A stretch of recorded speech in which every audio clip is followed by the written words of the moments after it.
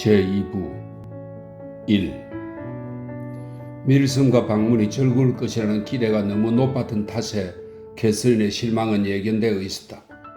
따라서 틸리 장군의 정중하기 이를 데 없는 영접과 그 딸의 친절한 환영을 받고 다른 친구들 없이 헨리가 집에 있었음에도 그녀는 돌아오자마자 기분을 따져볼 겨를도 없이 자신이 그 약속에 너무 많은 기대를 품었다는 것을 알게 되었다.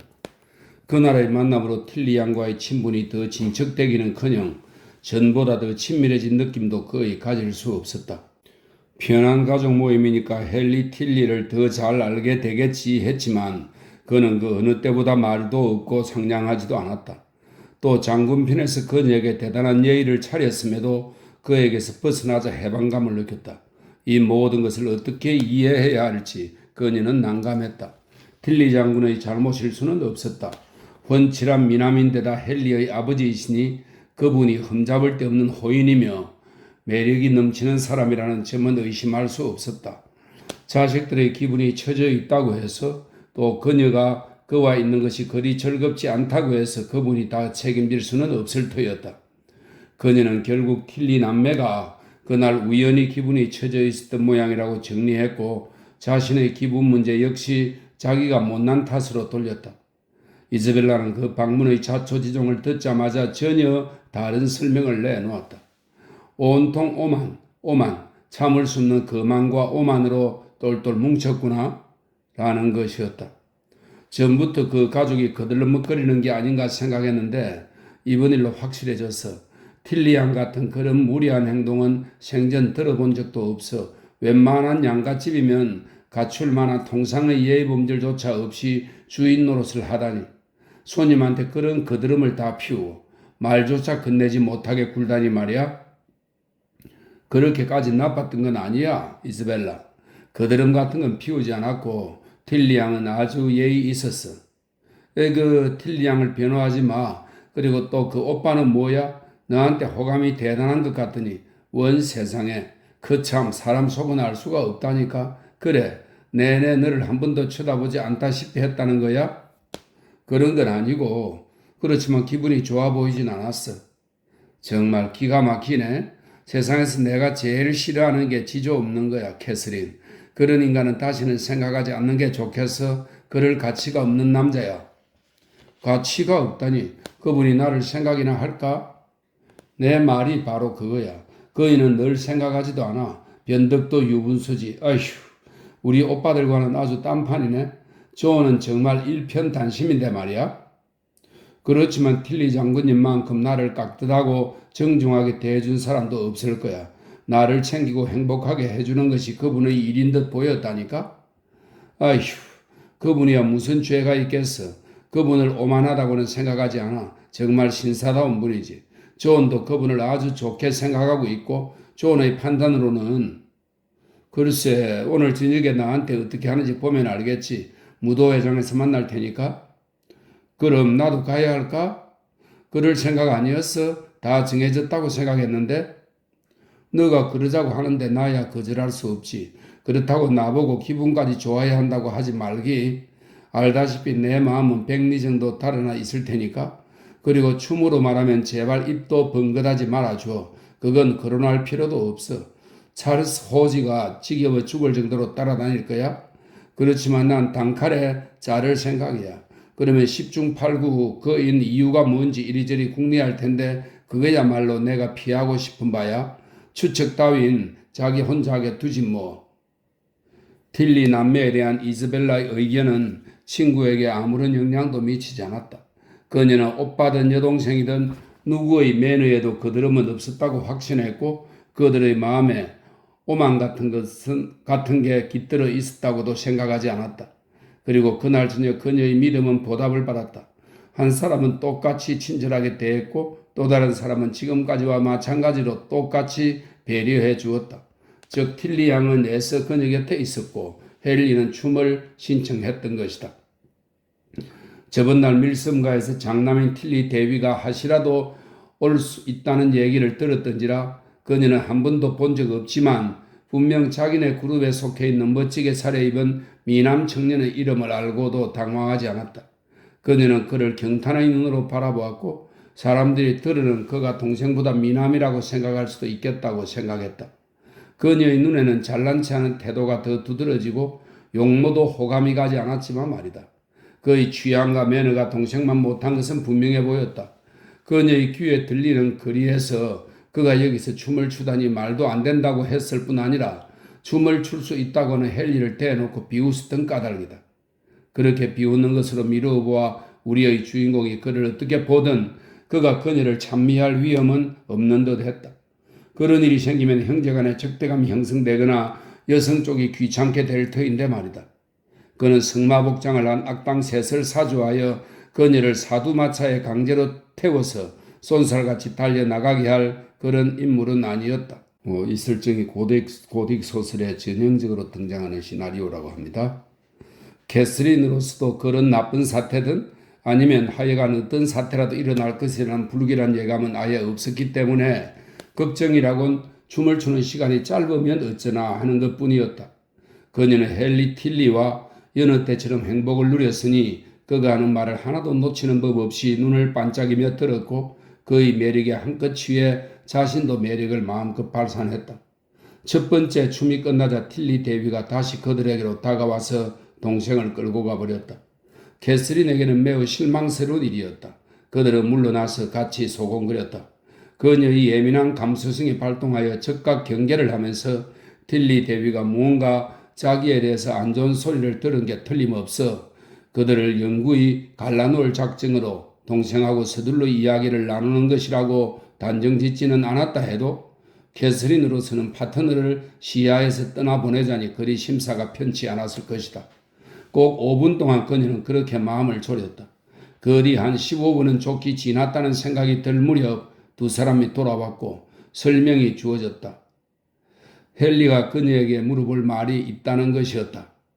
그녀의 친구인 소프 양이 춤추는 것을 마다하지 않을 거라면 자기 형이 소개를 받기 원한다는 것이었다. 캐스린은 조금도 망설이지 않고 소프 양은 춤출 생각이 없는 것으로 안다고 대답했다. 그 가차없는 대답이 대위에게 전달되자 그는 바로 걸어가 버렸다. 형님께서는 괴념치 않으시겠지요? 하고 그녀가 말했다. 전에 말씀하시는 걸 들으니 춤추는 걸 싫어하신다면서요? 그런데도 그런 생각을 하시다니 참 성격이 좋으시네요. 이스벨라가 앉아있는 것을 보고 파트너를 원할 것이라고 생각하셨나 봐요. 그렇지만 잘못 보신 것이 제 친구는 절대 춤추지 않을 거예요. 헨리는 미소를 지으며 이렇게 말했다. 당신은 남들이 하는 행동의 동기를 별 고민 없이 받아들이네요. 왜요? 무슨 뜻인가요? 이러이러한 사람이 어떤 영향을 받을 것인지 이러이러한 사람의 감정, 나이, 조건, 인생의 습관 따위에 가장 영향을 줄 법한 요인은 무엇인지 묻지 않고 나라면 어떤 영향을 받을까? 이러저러한 행동을 하는 나의 동기는 무엇일까? 묻는다는 말입니다. 이해하지 못하겠군요. 그렇다면 우리는 아주 불공평한 관계네요. 전 당신을 완벽하게 이해하고 있으니 말입니다. 저를요? 그래요. 전 알아먹지 못할 말을 할 정도의 말주변은 없어요. 브라보. 현대 언어에 대한 멋진 풍자네요. 그렇지만 무슨 뜻인지 말씀해 주셔야죠. 정말 말해 줄까요? 진짜 원하세요? 어떤 결과가 초래될지도 모르시면서 당혹스러워서 어쩔 줄 모르실 테고 우리 두 사람 사이에 불화가 생길 텐데요. 아니에요. 어느 쪽도 아닐 거예요. 전 겁나지 않아요. 그러시다면 제 말은 이런 뜻입니다. 당신은 제 형이 소프양과 춤을 추고 싶다고 하자 그 이유를 성격이 좋은 탓으로만 돌리는데 그거야말로 당신 자신이 세상 누구보다도 성격이 좋다는 증거라는 겁니다. 캐스는 얼굴을 붉히며 부정했으니 남자의 예언대로 된 셈이었다. 그렇지만 그의 말에는 이 혼란의 고통을 상쇄해주는 무언가가 있었고 그것에 마음을 빼앗긴 나머지 그녀는 한동안 말하는 것도 듣는 것도 잊어버리고 자기가 있는 것도 거의 잊어버렸다. 그러다가 이즈벨라의 목소리에 문득 상념에서 깨어나 올려다보니 친구가 틸리데이와 춤을 추려고 서로 손을 내밀고 있는 게 아닌가. 이즈벨라는 어깨를 움찔하며 미소를 지었다. 현재로서는 그 몸짓으로 신경의 변화를 해명하고 있을 뿐이었다. 그러나 캐서린을 이해시키기에는 턱없이 부족했기 때문에 그녀는 자기 파트너에게 깜짝 놀랐다고 솔직하게 털어놓았다. 어떻게 이런 일이 일어날 수 있는지 모르겠군요. 이즈벨라는 절대 춤추지 않겠다고 말했는데, 그런데 이즈벨라가 전에는 자기 마음을 바꾼 적이 없습니까? 그야 그렇지만 이유가 형님 말이에요. 당신이 저한테 듣고서 그분한테 전했는데 어떻게 이즈벨라한테 가서 물어볼 생각을 하셨을까요? 제가 보기엔 별로 놀라운 일도 아닙니다. 당신이 놀랄 일이라니까 놀라는 거죠. 그렇지만 아셔야 할 것은 제 형으로 말하면 이런 남녀 문제에서 늘 하던 대로 하고 있을 뿐입니다. 당신 친구의 미모가 사람들을 끄는 거지요. 의지가 확고부동하다는데 그야 당신 말고는 이해할 사람이 없을 테고요. 지금 비웃고 계시는군요. 그렇지만 이즈벨라는 대개는 확고부동한 걸요. 누구라도 그 정도는 되지요. 늘 확고부동하다는 것은 흔히는 고집불통이라는 말이기도 하지요. 적당히 느슨해지는 때가 판단의 계기가 됩니다. 그리고 형과 무관하게 소프 양으로서도 그리 잘못된 선택은 아니었다고 봅니다만 시간을 보내는 방법으로는 말이죠. 춤이 모두 끝날 때까지 두 친구는 둘만의 속내를 털어놓을 기회를 잡을 수 없었다. 춤이 끝나 함께 팔짱을 끼고 무도회장을 걸으면서 이즈벨라가 먼저 설명했다. 너가 놀라는 것도 무리는 아니야. 그리고 정말이지 죽을 만큼 피곤해.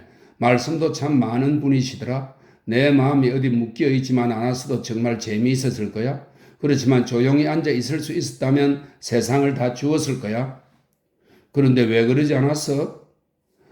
이 애도 참 그랬더라면 너무 까다로워 보였을 거야. 내가 그렇게 보이는 걸 얼마나 싫어하는지 너도 알잖아. 난 한사코 거절했지만 그 사람은 받아들이려고 하지 않았어. 얼마나 밀어붙였는지 넌 모를 거야. 제발 그냥 두시고 다른 파트너를 찾으라고 간청했지만 안 된다는 거야. 내 손을 잡기 원한 뒤로는 방 안의 어느 누구도 눈에 안 들어온다면서 또 그냥 춤만 추기를 원한 게 아니라 나하고 같이 있기를 원한다고 했고 말도 안 돼. 그런 식으로 들이대는 것이 하나도 좋을 건 없다고 말해주었지. 내가 세상에서 제일 싫어하는 것이 번지르르한 말과 찬사자니? 그래서 그러고 나선 춤을 추지 않으면 끝이 안 나겠다고 생각했지. 게다가 춤을 추지 않으면 나를 그분한테 소개한 휴즈 부인이 기분 나빠할지도 모른다는 생각이 들었어.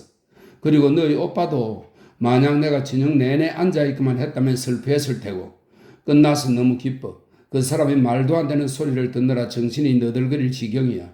그런데 말이야, 상대가 멋진 청년이어서 그런지 사람들이 다 우리만 쳐다보더라? 정말 미남이던데? 미남이라고? 그래, 그럴지도 몰라. 사람들은 대개 그렇게 말할 테지. 그렇지만 내 스타일은 전혀 아니야. 남자가 불그레한 안색에 검은 눈이라니 질색이야. 그렇지만 꽤 괜찮긴 해. 콧대는 또 얼마나 높은지 내 식으로 몇 번 쥐어박았지만 두 숙녀가 다음에 만났을 때는 더욱 흥미로운 이야기거리가 있었다. 제임스 몰런드의 두 번째 편지를 그때 받았는데 부친의 후위가 충분히 설명되어 있었던 것이다. 몰런드 씨는 연수입 400파운드 정도의 녹을 받는 성직자 자리를 아들이 받을 나이가 되면 물려주겠다고 했다. 가족의 수입이 적잖게 축이나는 셈이어서 10명의 자식 중 1명에게 주는 몫으로는 결코 인색하지 않았다. 게다가 최소한 그만한 정도의 가치가 있는 부동산도 장차 유산으로 물려주기로 약속했다. 제임스는 이에 대해 감사의 마음을 적절히 표했고 그들이 결혼하려면 적어도 2, 3년은 기다려야 하는 것이 달갑지는 않지만 이미 예상한 일이라 그리 불만스러워하지도 않았다. 부친의 수입이 얼마인지 모르는 만큼 자신의 상속분에 대해서도 깜깜했던 캐서린은 오빠의 판단을 전적으로 따랐다. 오빠와 마찬가지로 흡족해하며 모든 일이 기분 좋게 매듭지어진 데 대해서 이즈벨라에게 진심으로 축하했다. 잘된 일이야 하고 이즈벨라가 심각한 얼굴로 말했다. 몰런드 씨가 통큰 결정을 하셨네? 소프 부인이 근심스럽게 딸을 쳐다보며 말했다. 나도 그만큼 할 수 있으면 좋으련만 그분한테서 그 이상 기대할 수야 없겠지. 하여간에 더 할 수만 있다면 그리 하실 분이니 말이야. 정말 훌륭하고 좋으신 분이시니까. 400파운드면 살림을 시작하기에 그리 넉넉하진 않다만 이즈벨라 너가 큰 걸 바란 것도 아니고 모자라도 별로 괴념치 않잖니? 저 자신을 위해서야 더 많이 원하지도 않지만 우리 그이한테 상처를 주는 게 참을 수 없어요. 생활에 꼭 필요한 것들을 모두 충당하게 해도 빠듯한 그런 수입에 주저앉아 버릴까 봐서요. 저는 아무 문제 없어요. 나 자신 생각은 손돈만큼도 없어요. 얘야, 너가 그런 거야 내가 알지. 다들 널 사랑하니 그것을 보상으로 삼아야지. 젊은 여성치고 주변 사람들의 사랑을 너만큼 받는 사람도 없을 거야. 그리고 내 장담하지만 몰런드 씨가 너를 보시면 그렇지만 이런 이야기를 해서 우리 캐서린을 슬프게 하지 말자꾸나. 몰런드 씨로서는 크게 쓰신 거야. 아주 훌륭한 분이라는 말도 늘 들었고 그러니 너한테 상당한 재산이 있었다면 그분이 무언가 더 내놓았을지도 모른다는 생각은 하지 말아야겠지. 정말 아량이 넓으신 분이라 저만큼 몰런드 씨를 좋게 생각하는 사람도 없을 거예요. 그러나 누구나 결함이 있는 법이고 자기 돈이야 마음대로 쓸 권리가 있으니까요. 캐서린은 이런 은중유골에 마음이 상했다. 아버지는 하실 수 있는 만큼 약속하셨다고 전 확신해요. 이즈벨라는 문득 정신을 차렸다. 캐서린, 그건 확실해. 너도 알다시피 나야 훨씬 수입이 적더라도 만족할 사람이잖아. 내가 지금 기운이 좀 빠진 것은 돈이 부족해서가 아니야. 난 돈이 싫어. 1년에 단돈 50파운드라도 당장 결혼만 할 수 있다면 소망이 충족되었다고 생각할 거야. 아, 캐서린, 너한테 숨길 게 뭐가 있겠니? 내가 힘드는 건 이거야. 너희 오빠가 목사직을 얻기까지 장장 2년 반을 견디어야 하잖니? 그래, 이즈벨라. 소프 부인이 말했다. 우린 너의 심정을 너무나 잘 알지. 넌 가식이 없잖아. 너가 심란해하는 것 충분히 이해해. 이런 고귀하고 정직한 애정이 있으니 모두가 너를 더욱 사랑하는 거지. 캐서린의 불편한 심정은 조금씩 가라앉기 시작했다. 이즈벨라가 섭섭해하는 건 오로지 결혼이 연기된 때문이라고 믿으려고 애썼다. 그리고 다음번에 만나 언제나처럼 쾌활하고 사랑스러운 모습을 보았을 때에는 잠시 다른 생각을 했던 걸 잊으려고 애썼다. 편지를 뒤따라서 제임스도 곧 돌아왔고 극진한 환대를 받았다. 2. 앨런 씨 부부가 바스에 머문 지도 6주째 접어들었고 이것이 마지막 주가 될 것인지를 두고 말이 오갔다. 캐스는 조마조마한 심정으로 귀를 기울였다. 틸리 남매와의 친교가 이렇게 빨리 끝나버린다면 이 부르는 무엇으로도 보상받지 못할 터였다. 일정이 정해지지 않은 동안에는 그녀의 행복이 풍전등화 같았으나 다시 보름을 더 머물기로 결정되자 만사가 안전해졌다. 이 추가된 보름 동안 때때로 헨리 틸리를 만나리라는 즐거운 생각에 캐서린은 나머지 일들은 별로 떠오르지도 않았다. 제임스의 약혼을 통해서 무슨 일이든 일어날 수 있다는 것을 배웠으므로 한두 번은 혹시나 하는 기대를 남몰래 품기도 했지만 현재로서는 그와 함께 있다는 행복만이 시야에 들어왔다. 앞으로의 3주가 그 현재인 셈이고 그녀의 행복도 그 기간 동안은 확실히 보장되겠지만 나머지 인생은 너무 한참 후의 일이어서 지금은 그의 관심거리가 되지 않았다. 더 머물기로 결정난 것을 알게 된 아침녘에 그녀는 틸리 양을 방문하여 기쁜 심정을 쏟아 놓았다. 그런데 그날이 곧 시련의 날이 되고 말았다. 앨런 씨가 체류를 연장했다며 그녀가 기쁨을 표하자마자 틸리 양이 자기 아버지는 다음 주말에 바스를 떠나기로 막 결정했다고 말한 것이다. 이런 날벼락이 있나? 그날 아침 겪었던 긴장은 현재의 실망에 비하면 견디기 수월한 것이었다. 캐서린은 낯빛이 창백해지면서 잔뜩 걱정이 담긴 목소리로 틸리 양의 마지막 말을 대뇌었다. 다음 주 말이라고요? 네, 아버지께서는 시험 삼아 광천수를 한번 마셔본다는 정도시지 그 이상은 아니에요. 여기서 만나기로 한 친구들이 오지 않아서 실망도 하셨고요. 그리고 이제 마음이 풀려서 어서 집으로 가려고 하세요. 정말 서운하네요. 캐서린이 풀이 죽어서 말했다. 이 사실을 먼저 알았더라면 혹시요. 틸리 양이 좀 쭈삣거리며 말했다. 이러면 어쩔까 하는데 괜찮으시다면? 그때 그녀의 아버지가 들어오는 바람에 이 예의 바른 말이 중단되었는데 캐서린은 서로 서신을 주고받자는 뜻이 아닐까 기대하던 참이었다. 평소처럼 정중한 인사말을 건넨 후에 그는 딸에게로 몸을 돌리며 이렇게 말했다. 그런데 엘리는 아름다운 너희 친구가 너희 초청을 받아준 것을 축하해도 되겠니? 아버지가 들어오실 때 막 청을 하려던 참이었어요.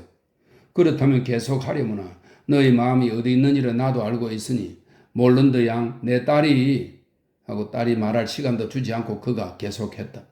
아주 대담한 소망을 품어왔어요. 아마 딸이 말했을 것 같은데 우리는 다음 주 토요일에 밭을 떠납니다. 집사한테서 편지가 왔는데 집에서 내가 꼭 할 일이 있다는군요. 그리고 아주 오랜 나이 친구들인 롱타운 후작과 코트니 장군을 이곳에서 보기로 했는데 그것도 뜻같지 않아서 밭에 더 머물 이유가 없게 되었소이다. 아가씨에 대한 우리의 이기적인 목적만 달성된다면 조금도 유감없이 떠날 거요. 단도 직업적으로 말하자면 사람들과 더불어 즐길 거리가 많은 이곳을 떠나 친구를 따라서 글로스터시로 가줄 수 있겠소? 이런 요청을 하기가 부끄러울 지경이긴 하오. 아가씨 자신보다는 밭의 다른 사람들이 더 나서서 주제넘은 짓 아니냐고 할 것 같긴 하지만 아가씨처럼 겸손한 사람은 아니 괜스레 떼어놓고 칭찬해서 당황하게 할 생각은 주어도 없어요. 아가씨가 우리를 방문할 영광을 주시면 우리는 말할 수 없이 기쁠 거요. 이곳처럼 활기찬 장소가 주는 즐거움이야 제공할 수 없는 게 사실이요. 우리한테는 아가씨의 관심을 끌 만한 오락이나 장려함 같은 것은 없어요. 아시다시피 우리의 생활 양식이 소박하고 꾸밈이 없으니 그렇지만 우리로서도 있는 대로 신경은 다 써볼 생각이요. 노생그 사원이 아주 불유쾌한 곳이 되지 않도록 말이요. 노생그 사원. 전율을 느끼게 하는 이 단어는 캐슨의 감정을 최고의 황홀경으로 몰아넣었다. 감사하고 흡족한 마음이 벅차올라 적당히 차분한 말로는 표현하기가 어려울 지경이었다. 이렇게 기분 좋은 말로 초대를 받다니, 이렇듯 간곡하게 청하다니, 모든 영예와 위안이, 모든 현재의 즐거움과 미래의 희망이 그 안에 포함되어 있었다. 그리하여 그 초대는 부모님의 성인이라는 유보 조항을 달고 열렬하게 수락되었다. 바로 집으로 편지를 쓰겠어요? 그녀가 말했다. 부모님이 반대하지 않으시면, 아니 반대하시진 않을 거예요. 틸리 장군도 못지않게 자신하던 터라 이미 폴트니가에 있는 그녀의 친지들에게 자기 뜻을 밝히고 양해를 얻어둔 상태였다. 그분들이 아가씨와 헤어질 수 있다시니 세상 사람들한테서 달관을 기대해도 되겠군. 틸리 양은 부드럽지만 진지하게 아버지의 말을 거들었고 불과 몇 분 후에 이 일은 플루턴에서 허락한다는 답변을 받는 일만 남기고 거의 결정이 되었다. 그날 아침의 정황에 따라 캐서린은 긴장, 안심, 실망이라는 다양한 감정의 변화를 거쳤으나 이제 완벽한 행복에 안착했다. 헨리를 마음에 품고 노생그 사원을 입에 달고 그녀는 황홀할 만큼 신이 나서 편지를 쓰기 위해 서둘러 집으로 돌아왔다. 몰런시고 부인은 딸을 맡긴 친지들의 분별에 진작부터 의존하던 터라 그들이 지켜보는 가운데서 이루어진 친분인데 하등 문제될 것이 없다며 글로스터시 방문을 기꺼이 승낙한다는 답신을 보내왔다. 그러리라 짐작은 했지만 막상 이렇게 선선히 허락을 받고 보니 캐서린은 친구와 행운도 그렇고 여건과 기회도 그렇고 자기보다 복이 많은 사람은 없을 거라는 생각이 들었다. 모든 것이 순풍에 돛을 단 듯 진행되었다. 우선 처음에는 앨런 씨 부부가 친절을 베풀어 주어서 이렇게 즐거움이 넘치는 곳으로 올 수 있었다. 그녀의 감정, 그녀의 호의가 일일이 보답을 받는 행복을 알게 되었다. 어디든 애정을 느꼈다 하면 실제로 그 애정이 이루어졌다. 이즈벨라와의 애정은 옳게 신우의 관계로 단단해졌다. 틸리 남매, 누구보다도 호감을 얻고 싶고 친밀한 관계를 지속하고 싶은 그들은 또 어떤가? 정말이지 너무너무 기분 좋은 대우를 받았으니 자신이 소망하던 것 이상이었다. 그녀는 그들이 직접 초대한 손님으로 머물면서 정말 같이 있고 싶은 사람과 같은 지붕 아래서 몇 주를 보낼 터였다. 게다가 그곳을 덮고 있는 것은 사원의 지붕이 아닌가. 오래된 건축물에 대한 그녀의 열정은 헨리 틸리에 대한 열정에 버금갈 정도였다. 그리고 대체로 성과 사원들은 그의 모습만으로는 채워지지 않는 그런 몽상의 매력을 성사했다. 고성의 누벽과 성체 혹은 사원의 회랑을 둘러보는 일은 여러 주 동안 소중히 품어온 소망이었다. 1시간 정도 관광할 수 있다면 그것으로도 족할 판이었다. 그런데 이런 일이 일어난 것이다. 저택의 이름이야 하우스, 홀, 플레이스, 파크, 코티지 등등 어떤 것으로 불려도 설명입니다. 대개 대저택들을 부르던 명칭들이랍니다. 어떤 것으로 불려도 어쩔 수 없겠지만 노생그는 다른 무엇이 아닌 사원이었다. 그리고 그녀는 그곳에 머물게 될 터였다. 길고 엄습한 통로들, 좁은 방들과 폐허가 된 예배당을 날마다 접할 수 있을 터였다. 무언가 전통적인 전설들, 상처 입고 불행해진 수녀의 참혹한 사연 같은 것들을 접할 수 있으리란 희망을 완전히 접을 수는 없었다. 새로 사귄 이 친구들이 그런 멋진 집을 소유하고 있으면서도 조금도 우쭐거리지 않고 그의 의식조차 하지 않았다는 것이 놀라웠다. 아마도 어린 시절부터의 습관이었으리라. 남다른 환경에서 태어났다는 것이 그들에게는 별로 자랑스러운 것이 아니었다. 그 주지의 우월성은 체격의 우월성만큼이나 의미가 없었던 것이다. 그녀는 틸리 양에게 부지런히 질문을 던졌다. 그러나 속에서 온갖 생각이 들끓다 보니 질문에 대한 답을 듣고도 전보다 확연히 알게 된 것은 없는 느낌이었다. 즉 노생그는 종교개혁 시기에 기금이 풍부한 사원이었다는 것. 사원을 허물게 되었을 때 틸리 가문 조상의 손에 넘어갔다는 것.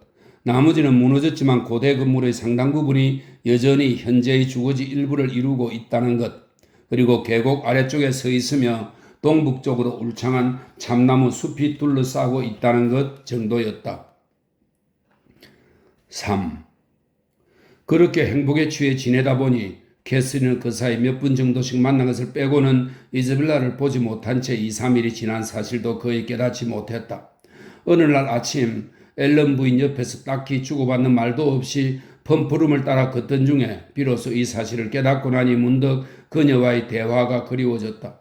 그리고 새삼 친구가 보고 싶어진지 막 5분 정도가 지났을 무렵 당사자가 나타나 단둘이 이야기 좀 하자면서 그녀를 이끌었다. 여기가 내가 가장 좋아하는 자리야? 함께 두 문 사이에 벤치에 앉게 된 그녀가 말했다. 사람들이 자주 드나드는 곳도 아니고 그렇지만 그 벤치에서는 양쪽 문 어디서든 들어가는 사람들을 그럭저럭 모두 확인할 수 있었다. 캐서린은 누군가를 열심히 기다리는 것처럼 이즈벨라의 눈이 쉴 새 없이 한 문으로 쏠렸다. 다른 문으로 쏠리는 것을 보았다. 그러자 실은 그렇지도 않은데 자기가 종종 짓궂다는 비난을 받았던 것이 떠올라서 그렇다면 지금 한번 짓궂게 굴어볼까 하는 생각이 들었다. 그래서 쾌활한 목소리로 말했다. 이즈벨라, 뭘 그렇게 초조해하니? 제임스야 곧 나타나겠지. 예, 나도 그 일 끼고 살고 싶어 할 정도로 바보는 아니야. 하고 그녀가 대꾸했다. 늘 붙어 다니는 것도 보기 싫을 거야. 농담거리나 될 테지 뭐. 그리고 넌 노생으로 갈 거라며? 정말 잘 됐다. 내가 알기로는 잉글랜드에서 가장 멋진 고택 가운데 하나야. 편지로 아주 상세하게 묘사해 줄 거지. 솜씨껏 한번 써볼게. 그런데 누굴 찾는 거야? 동생들이 오기로 했어? 아니, 아무도 안 찾아. 생각은 천리말리 바깥에 있는데 눈을 한 군데 둔다면 그것도 바보 같은 속임수겠지. 그저 멍하니 있는 거지 뭘. 난 세상에서 가장 멍한 존재야. 틸리는 기질적으로 늘 그런 사람이 있다고 하더라. 그렇지만 이즈벨라, 나한테 특별히 할 말이 있다고 생각했는데? 오, 그래, 있어. 이게 바로 내가 멍하다는 증거지 뭐니? 내 정신머리하고는 까맣게 잊어버렸어. 그러니까 이거야. 존 오빠한테서 방금 편지를 받았는데 너도 내용을 짐작할 수 있겠지? 아니, 전혀 모르겠는데. 우리 예쁜 친구 그렇게 내숭을 떨면 곤란하지. 오빠가 편지에 쓸게 너희 이야기밖에 더 있겠어? 오빠 너하고 완전히 사랑에 빠져 있더라. 너도 알다시피. 나하고라니 이즈벨라? 아니 캐서린, 이건 정말 말이 안 돼. 겸손도 정도가 있지. 가끔씩은 정말 좀 더 솔직해지는 게 훨씬 보기 좋아. 그렇게 잔뜩 신경이 곤두서 있었어야 원. 찬사를 얼마나 더 끌어내리고 그러니? 오빠의 관심이야 어린아이라도 눈치챌 정도였는데? 그리고 오빠가 바스를 떠나기 반시간 전에 너도 오빠한테 아주 적극적으로 호응을 해 주었잖아. 오빠도 편지에서 그렇게 말하고 있던데 너한테 청혼을 한 거나 마찬가지라면서 너도 아주 다정하게 받아주더라고. 그리고 이제 나한테 자기의 청혼이 잘 성사되도록 도와달라면서 너한테 온갖 예쁜 말들을 쏟아놓고 있는 걸. 그러니 모르는 채도 소용없어. 캐서린은 이런 비난에 자신이 얼마나 놀랐는지를 진심을 다해 표현했다. 소프 씨가 자기를 사랑한다고는 한 번도 생각해 본 일이 없고 따라서 자기가 그를 부추겼다는 것은 있을 수 없는 일이라고 항변했다. 그분 편에서 무슨 관심이 있었더라도 솔직히 나는 잠시도 그런 낌새를 채지 못했어. 오신 첫날 나한테 춤을 신청한 그 정도가 전부야. 또 나한테 청혼이냐 하는데 뭔가 단단히 착각을 하신 모양이야. 너도 알다시피 내가 그런 일을 오해할 사람은 아니잖아. 그런 말은 한마디로 오간 적이 없었다는 것. 맹세라도 할게. 그분이 떠나기 반시간 전에 그런 일이 있었다니. 그야말로 완벽한 오해야. 아침 내내 그분을 한 번도 보지 못했는걸? 아니, 넌 봤어. 분명히. 아침에 계속 에드거 빌딩에 있었잖아. 너희 아버님의 성낙이 온 날이었지. 얼마 동안 너하고 존이 거실에서 단둘이 있었던 것으로 기억하는데 너가 그 집을 나서기 전에 말이야. 그래? 너가 그렇게 말한다면 그게 맞겠지. 그렇지만 난 전혀 기억이 안 나.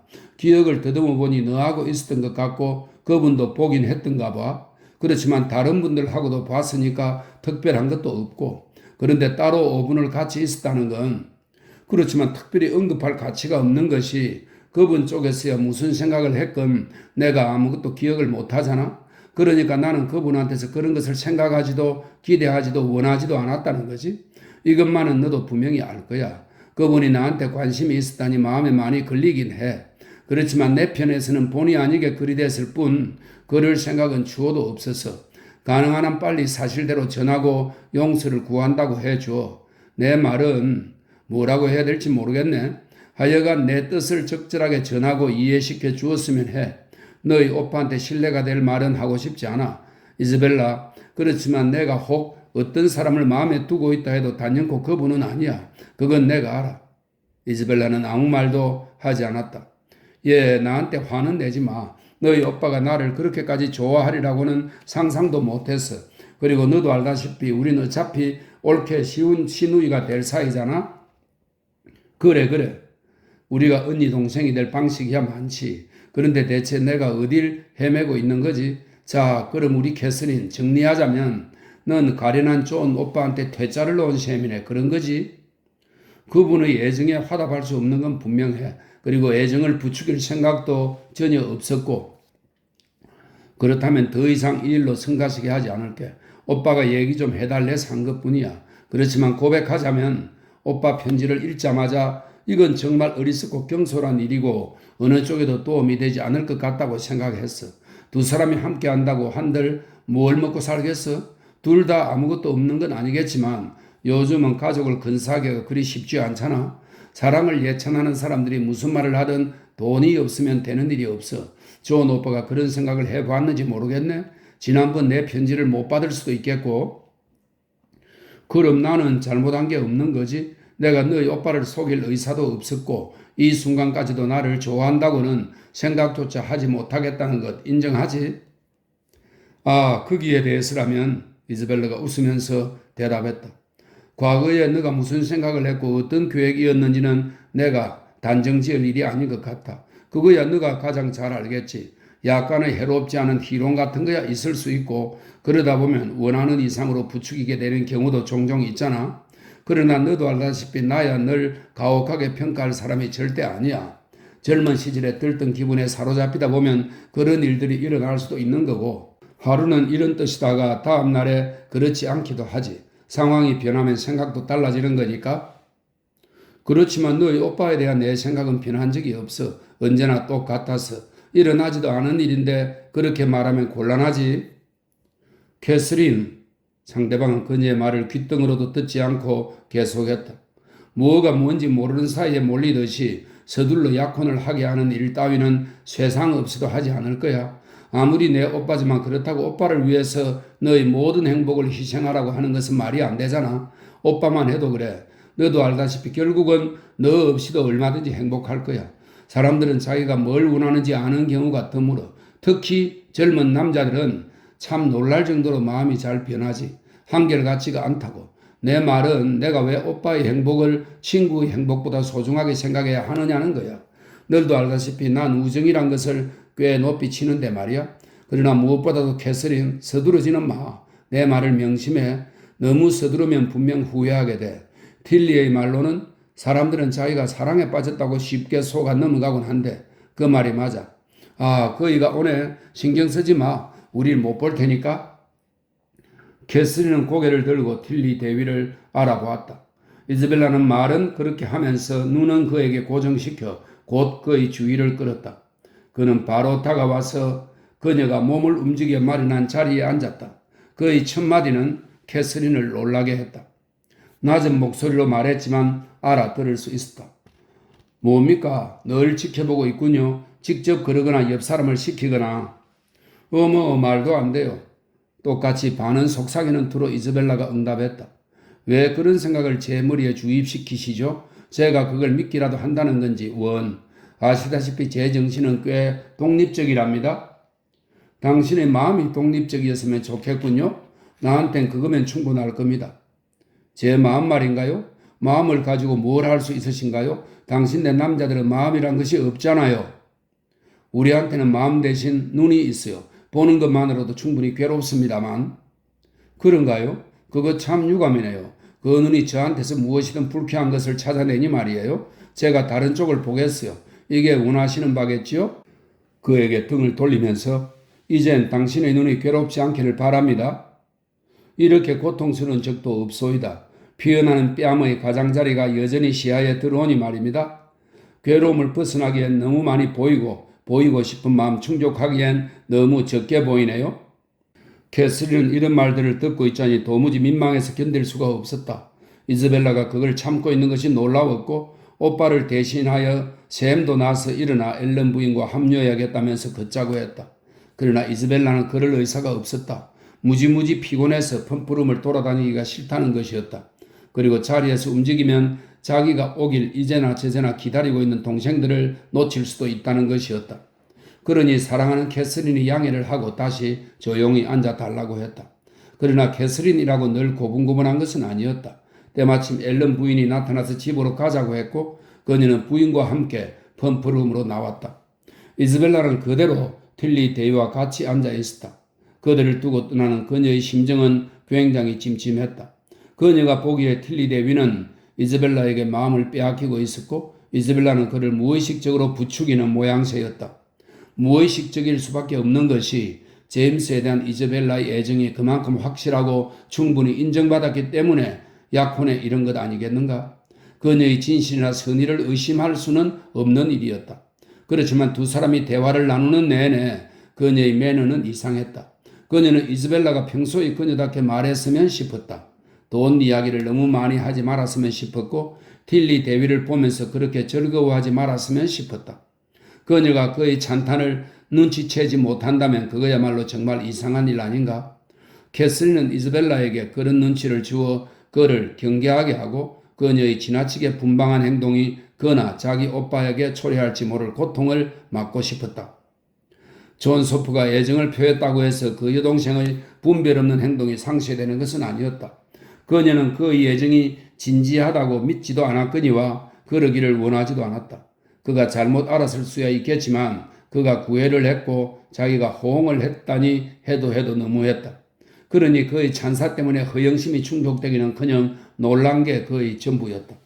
그가 자기와 사랑에 빠졌다고 제멋대로 상상하고 있었다니 그야말로 경악스러운 일이었다. 이즈벨라가 그의 관심과 배려에 운운했지만 정작 자신은 어떤 애정도 알아채지 못했다. 그러나 이즈벨라가 성급하게 말해놓고 다시 거론하지 않은 경우도 많기 때문에 이 정도로 묻어두는 것이 편하겠다 싶었다.